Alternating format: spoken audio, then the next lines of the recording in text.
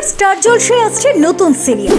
ফের নতুন ভাবে সবার কাছে স্টার জলসায় আসন্ন এই সিরিয়াল আবার ফিরে পাওয়া যাবে মা, আঁচল, বোঝে না সে বোঝেনার মতো নস্টালজিয়াকে। হ্যাঁ, এবার এই নায়কের বিপরীতে পর্দায় ফিরতে চলেছেন সোনামণি সাহা। জানেন কোন সিরিয়াল আসছে এবার স্টার জলসার পর্দায়? দেখুন, স্টার জলসায় শেষবারের এক্কা দোক্কা সিরিয়ালে দেখা গিয়েছিল তাকে, আর সেই সিরিয়াল বন্ধ হয়েছে প্রায় কয়েক মাস আগে।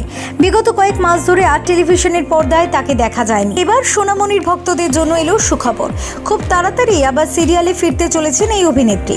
কোন চ্যানেলে কোন নায়কের বিপরীতে অভিনয় করবেন তিনি জেনে নিন।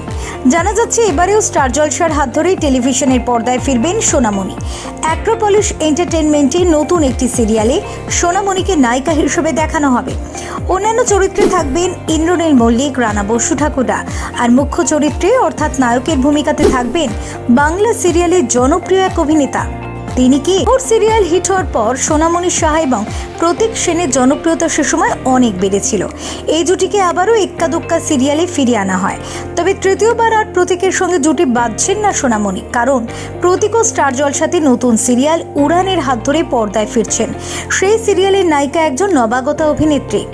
প্রতীকের পাশাপাশি সোনামণিও স্টার জলসাতেই আরও একটি নতুন সিরিয়াল নিয়ে আসছেন।